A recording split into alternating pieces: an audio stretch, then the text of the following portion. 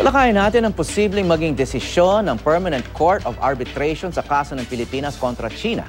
At kung ano ang maaaring gawin ng Pilipinas kaugnay nito. Kasama si Professor Richard Heydarian, political analyst at may akda ng librong Asia's New Battlefield, US, China, and the Struggle for the Western Pacific. Magandang umaga, Richard. Magandang umaga. How are you?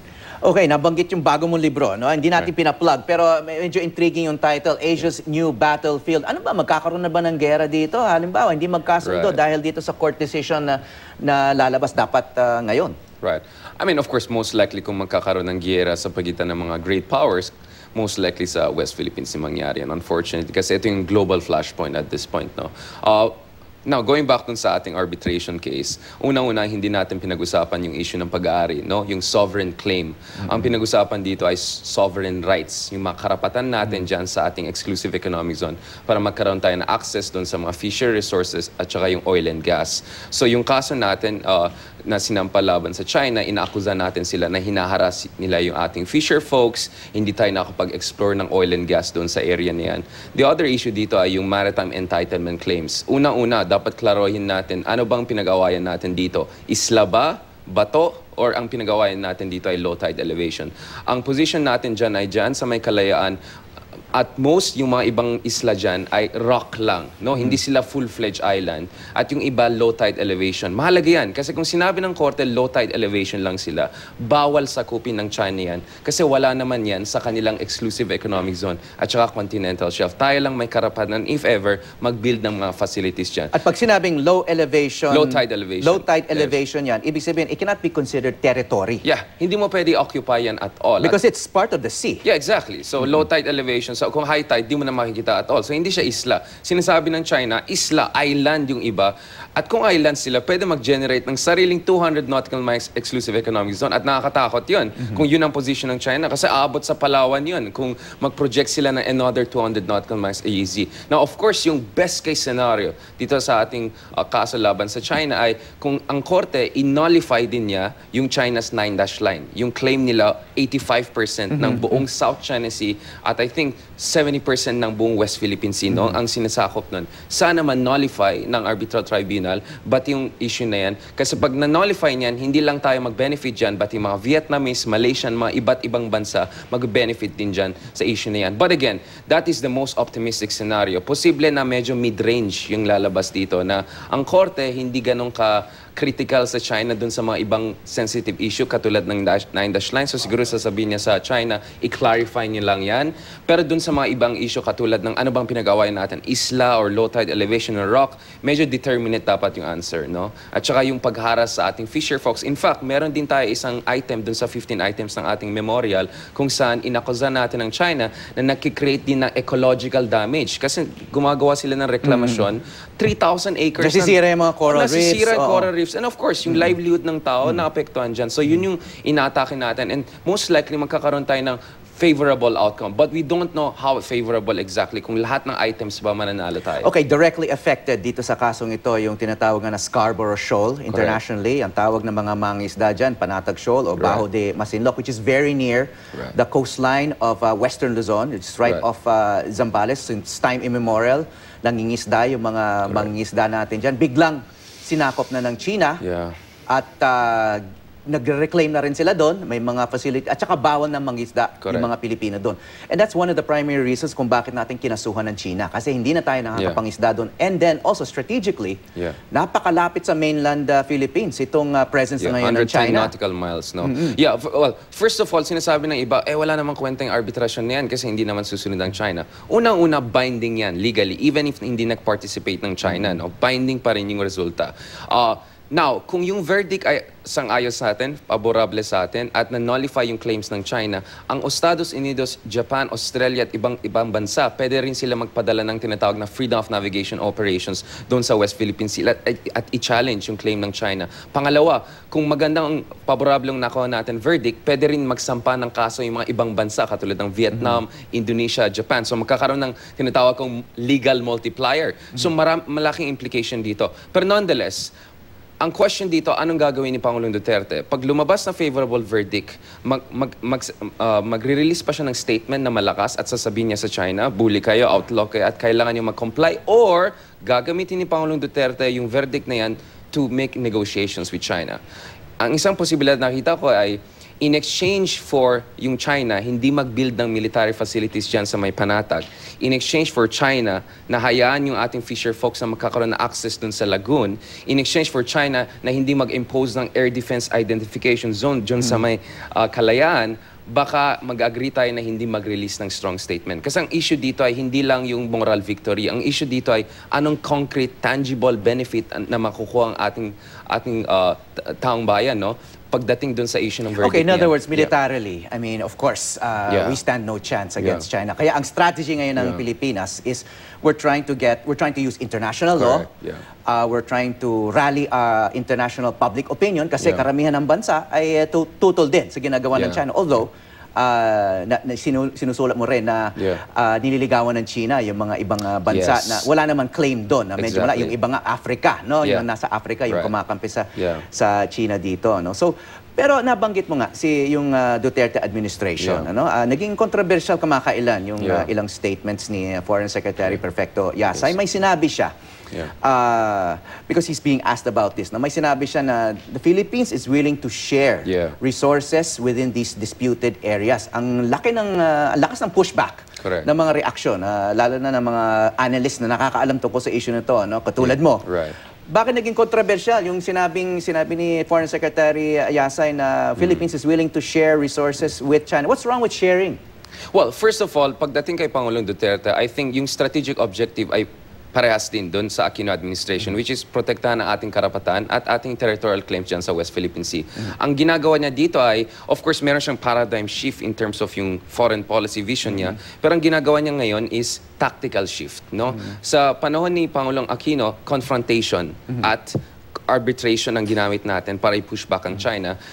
Kay Pangulong Duterte naman, engagement track yung gagamitin niya. Kasi, of course, ang tanong dito, gumana ba yung strategy ni Pangulong Aquino? Kasi, very confrontational, pero over the last 2 years, nakita natin lumaki lang lalo yung reclamation ng China at lalo sila nag-encroach. So anong assessment mo? Effective ba? So my point is, maybe it's time to have some tactical change, no? Whereby mas engagement yung unahan natin kaysa more confrontation. But of course, I mean, that's the point. Pero pag nag-engage ka naman with China, wala naman saysayan kung wala kang bargaining chip. So itong verdict, kung most likely sana favorable sa atin, pwede gagamitin ni Pangulong Duterte as a bargaining chip para kumawa ng concession sa China. Now, doon sa issue ng joint development, pwede lang joint development if yung China ay mag-agree na sa atin yung sovereignty.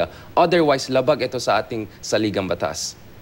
Kasi may nagsasabi dahil doon sa yung sinabi ni Foreign Secretary Yasay, it's conceding our sovereign rights. No? Kumbaga, dapat ang stance natin dyan, we retain sovereignty over these areas, and we will have maybe joint venture agreements.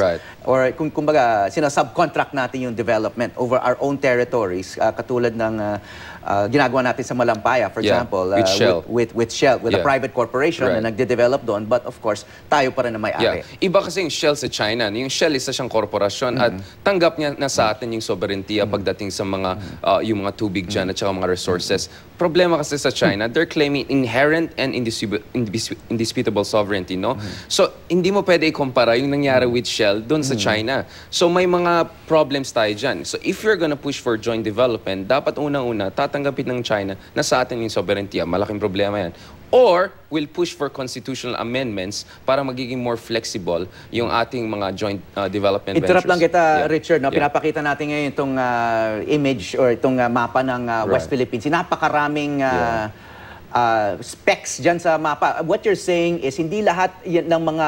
Kasi mukha silang isla sa mapa, no?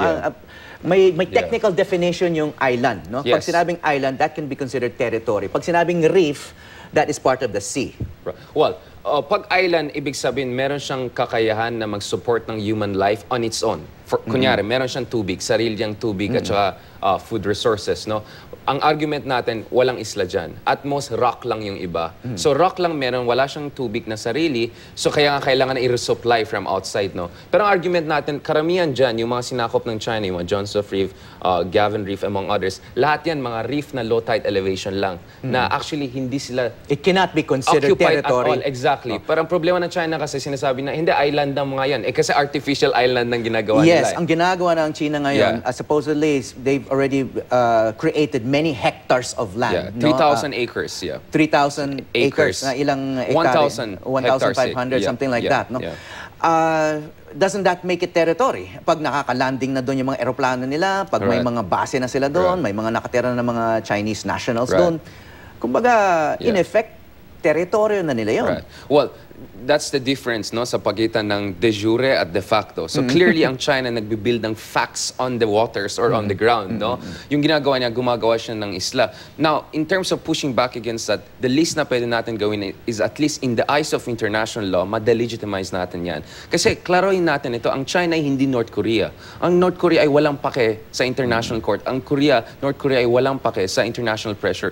Pero ang China gusto maging leader ng Asia. At hindi ka pwede maging leader kung wala kang lehitimasiya at wala kang otoridad. Pero paano ka naman magkaroon ng otoridad kung sinasabi ng isang international court na composed of 4 of the leading judges in international maritime law na bawal yung ginagawa mo? Kaya even if sasabihin ng China hindi siya makikinig, may cost yan kung itutuloy niya yung ginagawa niya. So at the very least, ang gusto natin mangyari dito ay hindi lalong mag-expand yung reclamation ng China at hindi niya sasakupin yung mga ibang isla at rocks na tayo naman nag-occupy katulad ng for instance, Pag-asa.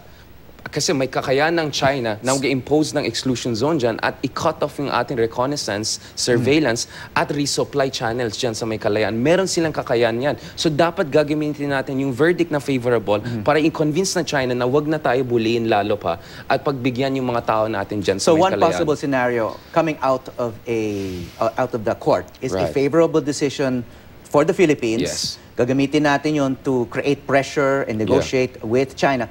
And then ang pwedeng gawin ng China ay pwedeng tumigil muna. Sa and usap muna tayo. Mag-usap muna and then maybe discuss how we're going to be developing. And then, ang gusto nga ng pahiwatig na nga tayo na gusto na rin natin ng direct talks with China, di ba? Ang strategy ng Aquino administration, hindi, kailangan multilateral. Dadaan tayo sa international court. No? Kasi, di ba tayo dehado kapag direct talks with such a big power as China? Yan ang hindi ko maintindihan. Bakit sinasabi nila parang mutually exclusive? Pwede naman multilateral at bilateral sabay-sabay. Yun ang ginagawa ng Vietnam. So active sila sa ASEAN, meron din silang direct engagement. Kasi yun nga, di ba? You keep your friends close, you keep your rivals even closer. Kailangan mo pa rin kausapin ng China para sisiguraduhin na hindi magkakaroon ng delikadong escalation dyan sa may Kalayaan at saka dyan sa may Scarborough Shoal. Ang punto ko dito kasi ay, pag magde-deal tayo with China on a bilateral basis, walang saysay kung wala kang bargaining chip.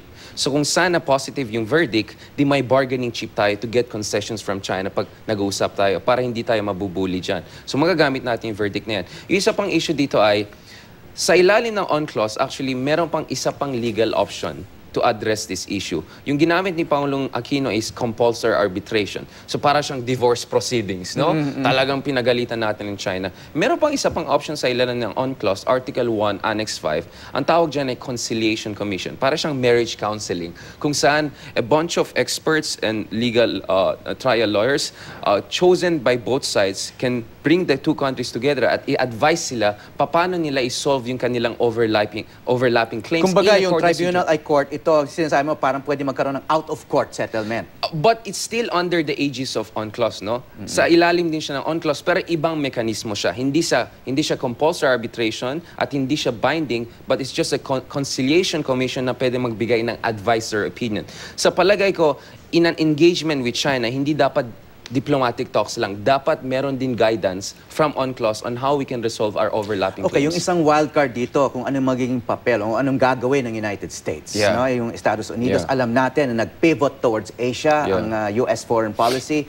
Dumalas ang pagbisita ng mga submarine, ng mga aircraft carrier dito sa rehiyon natin. Anong posible naman reaksyon ng Estados Unidos kapag pabor sa Pilipinas? Ang korte, no, na matagal nating kaalyado ang Amerika. Meron tayong defense agreement, mutual defense agreement with them, one of the oldest I think in the world. Well, there's always a worst case scenario na dapat natin hindi to keep in consideration, no. Posible na hindi favorable sa atin yung outcome. So in that situation, binding yan sa atin. But si Pangulong Duterte, pwede niya pa rin sabihin na hindi naman siya nagsimula ng arbitration case. So he can still open up negotiation channels with China, no? Even if talo tayo sa verdict na yan. Which is, although very unlikely naman mangyari yun. But again, hope for the best, prepare for the worst. Nonetheless, dun sa issue ng United States, ang tanong dito ay, tutulungan ba tayo ng US kung nagkaroon ng escalation dyan sa West Philippine Sea? Kasi may mutual defense treaty tayo with the US, pero never nila na-clarify kung applicable ito sa West Philippine Sea. Kung nagkaroon ng giyera sa pagitan ng Pilipinas at China, tutulungan ba tayo? Kasi kung mag-release tayo ng strong statement after na verdict na ito, for sure magkakaroon ng escalation. Baka lalo tayong bubuli ng China sa West Philippine Sea. So ang tanong dito, tutulungan ba tayo ng United States? So far kasi, equivocation yung strategy ng US, strategic ambiguity. Ang mas kailangan natin dito ay clarity. At yun ang so far hindi ko nakikita sa China. Pangalawa, yes, nag-pivot sila sa Asia, pero kung titignan mo yung foreign military financing, yung aid na binibigay ng US, actually, bumaba siya. Noong 2010, mas malaki yung aid na binibigay ng US sa atin, military aid, kaysa noong 2015. So maraming rhetoric na binibigay ng China, pero ano yung actual guarantee at military support na bibigay nila sa atin kung lalo natin i-confront ang China? Misteryo pa rin hanggang ngayon. Kahit yung Amerika, pag tinatanong nila, Exactly. very vague yung mga sagot. Kasi Exactly. sabi mo nga, legally binding itong magiging decision ng arbitration tribunal. Ang sinasabi lang ng ibang analyst, walang paraan para mapatupad yan. Walang enforcement mechanisms. But di ba, since the end of World War II, parang global police na rin ng Amerika. Kaya may mga itong cover ng libro mo, ito yung global policeman, no? Yeah. Di ba? Sure. Ang US ang most likely mag-enforce yan kung yung verdict ka favorable. Pero of course, ang gusto ng US, unang-una ang Pilipinas mag-release ng strong statement at to call for compliance. So kung if Pangulong Duterte will not call for strong compliance from China, syempre, dehadong US dyan. Ma-disappoint sila sa atin. So of course, expectation ng US sa atin, strong statement, confrontation ng China. Para kay Pangulong Duterte naman, ano ang national interest natin? Saan natin makukuha yung resulta na kailangan natin? Through confrontation with China or through engagement? So yun yung tanong para kay Pangulong Duterte. Kaya very difficult ito, strategic dilemma ito. So 2 weeks into office, si Pangulong Duterte ay nasa gitna ng isang global geopolitical chessboard at matetest yung kanyang diplomatic mettle like never before. Yeah, at saka itong sinasabi mga strong statement na maaaring manggaling sa Duterte administration, that can also be a bargaining chip, no, with China. Kasi sabi mo nga, gusto ng Amerika na magkaroon tayo ng strong statement against China. Siyempre, ayaw din ng China yun. So we can actually use that to gain concessions, lalo na kung pabor sa atin yung desisyon. Yeah. Okay, maraming salamat sa iyong panahon and iyong pananaw, Professor Richard Heydarian. My pleasure, Howie.